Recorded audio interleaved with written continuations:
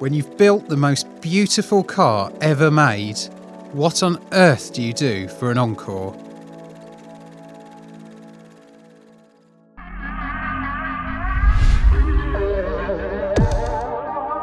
It's taken Jaguar 50 years to answer that question, but at last, the F-Type is here. The Jag launches into a tough market, and one of its biggest rivals is the new Porsche Cayman. And it just happens to cost £20,000 less.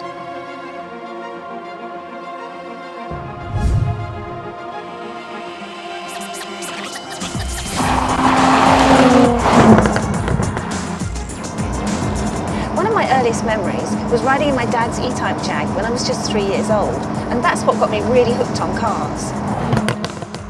This F-Type is the V6S.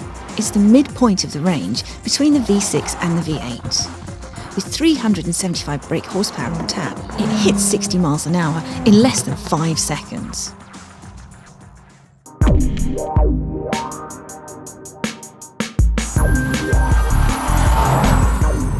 Well, my dad only had a Volvo estate, but as a kid growing up in the 80s, it was Porsche that was the real embodiment of sports cars. To me, nobody does it better. Last year, Tim said the Porsche 911 was the best sports car in the world. I bet now he's saying that the Cayman is just as good to drive and it costs half the price. And this Cayman's just over half the price.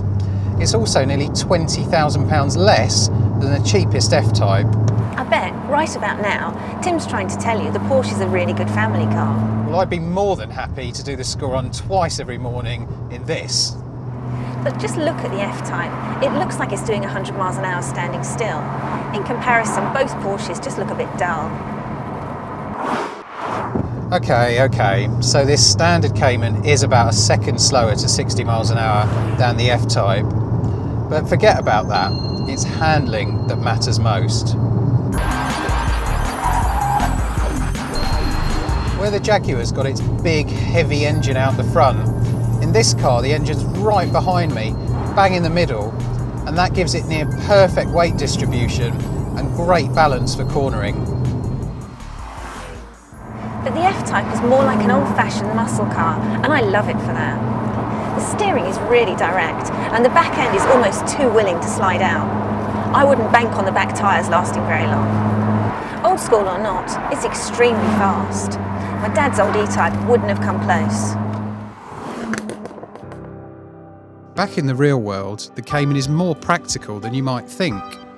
There's room for luggage in the front and in the back, and the combined volume is more than a Ford Fiesta. Compare that to the shallow slot you get in the F-Type.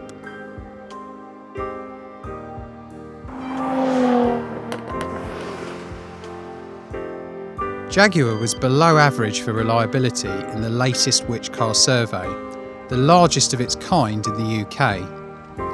Porsche was better and was also rated top for owner satisfaction. Click the link below to find out more. That's all very sensible, but on the road, the Jag just feels more special, and its 8-speed automatic gearbox really lives up to its quick shift name.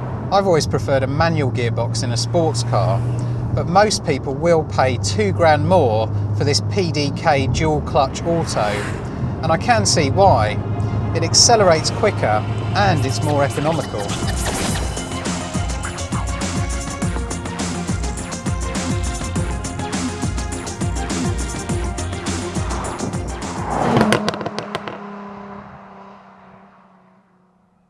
So what do you reckon then, Claire? You've waited 50 years for this car. Not quite 50 years. Okay, not quite 50 years, but a long time.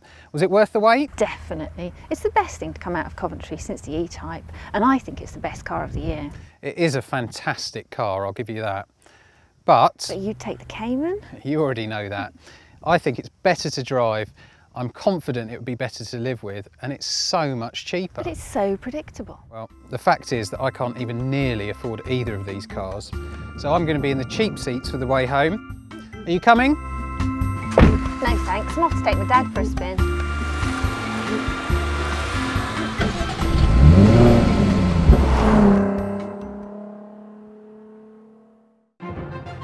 Click here to read our first drives of the Jaguar F-Type and Porsche Cayman, plus our top 10 sports car buying tips.